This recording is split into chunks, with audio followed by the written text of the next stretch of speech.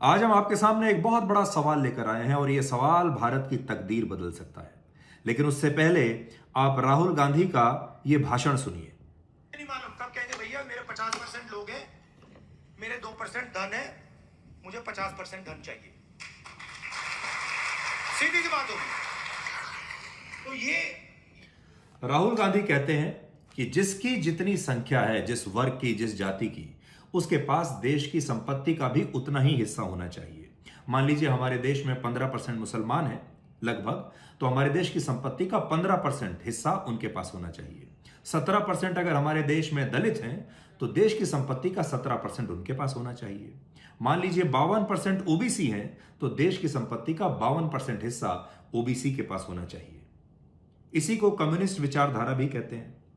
1848 में Karl Marx ने एक थ्योरी दुनिया के सामने रखी थी और कार्ल मार्क्स ने भी यही कहा था कि देश के सारे संसाधनों पर सरकार या किसी निजी कंपनी का अधिकार नहीं होना चाहिए। जितनी भी संपत्ति है ना तो वो प्राइवेट होनी चाहिए ना सरकारी होनी चाहिए। उस पूरी संपत्ति पर देश के लोगों का बराबरी का हक होना चाहिए उनकी जरूरत के हिसाब से। और देश के अंदर जितने भी खदानें हैं, मिल हैं, फैक्ट्रियां हैं, जो भी संसाधन हैं, उस पर सबका बराबर का अधिकार होना चाहिए। रशिया और चाइना जैसे जो देश हैं उन्होंने इस थ्योरी को अपनाया भी, उन्होंने समाजवाद को भी अपनाया। आज आप देखिए इस थ्योरी को 176 वर्ष हो चुके हैं आज। तो फिर ऐसा क्यों है कि आज रशिया में भी गरीबी है, चीन में भी गरीबी है और चीन और रशिया ही इस पूरे सिद्धांत को अपने यहां लागू नहीं कर पाए और बाद में उन्होंने इस सिद्धांत को छोड़ भी दिया। आज हम इस सिद्धांत की आपके सामने बात करेंगे और आप भी जरा कल्पना कीजिए कि मान लीजिए आपने बहुत मेहनत करके अपने 2 घर बनाए हैं, अपनी एक संपत्ति बनाई है, आपने मान लीजिए अपने घर में 2 गाड़ियां ली हैं। तो राहुल गांधी जो कह रहे हैं, क्या उसका मतलब यह है कि एक घर आपका जो है वो ले लिया जाएगा?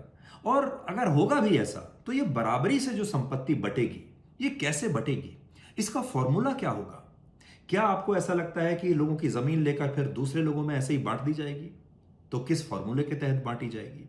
और अगर ऐसा हुआ तो क्या यह सिविल वॉर जैसी स्थिति पैदा नहीं करेगा, जब लोग जिनके पास नहीं है वो उन लोगों के पास जाएंगे जिनके पास है और अपना हक सीधे ऐसे मांगना शुरू कर देंगे।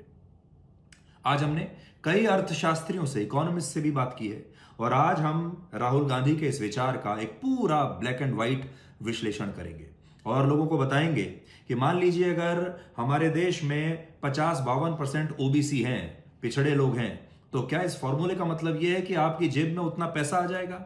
इसका मतलब यह है कि आपको मुफ्त में घर मिल जाएगा, आपको घर बैठे बैठे जमीनें मिल जाएंगी? इसका मतलब क्या है और फिर अंततः इसका असर क्या होगा?